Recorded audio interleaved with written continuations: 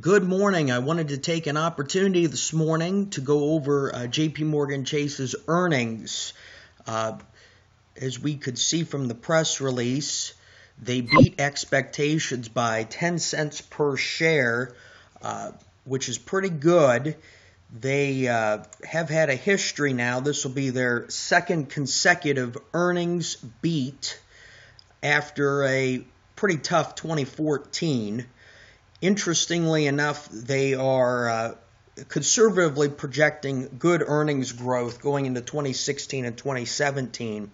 So this type of beat today is pretty good for the future outlook of the bank, especially in an environment of expected increasing interest rates.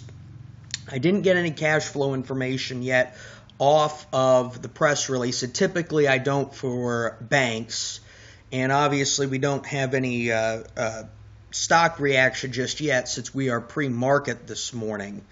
I did want to focus on a couple of statistics, taking a look at the return on equity. And what's interesting is in the press release, they're reporting a much higher return on equity than I'm calculating. I'm using some standard financial calculations when I do this, and I look at total equity. They may be looking at their Basel III equity. I don't know exactly what they're looking at, but still being around 8.8% for a large bank like them is pretty good. Give you a comparison, Citibank is around 3%, and I believe Wells Fargo, which I'll be talking about later this morning, is up over the double digits. So they're in a pretty good spot for being the size of bank that they are.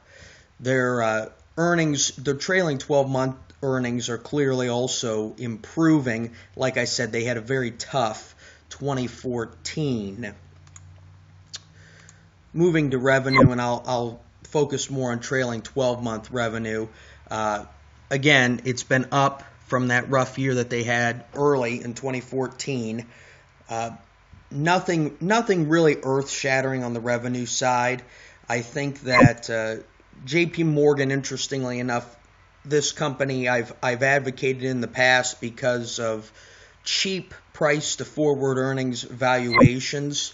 And, with some of these larger banks, I'm starting to feel like this cheap price to forward earnings multiple is really more of a thing of the norm now due to a lot of hesitancy on the part of investors investing in big banks.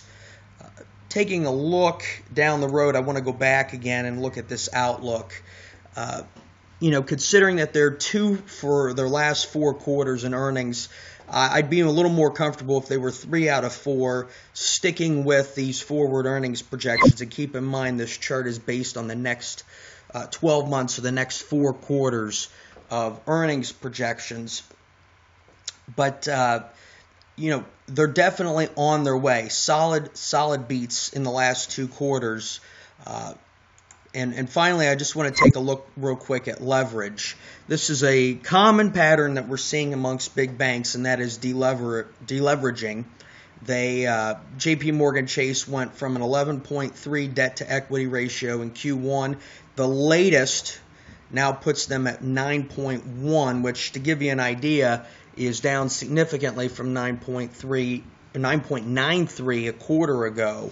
And looking at the components of the balance sheet, you could just see that is due to some downsizing. The bank has modestly grown its asset base over the last 3 to 4 years, but this quarter it is much smaller, and the liabilities also much smaller. So some deleveraging going on there at JPMorgan Chase. Overall, I have a lukewarm feeling. If investors are holding this stock right now, which is where I would be at, I'd be on a hold pattern. I think you'll be fine. The rising interest rates really play a better role. So I hope you enjoyed this video. Hope you comment, and we'll see you next time.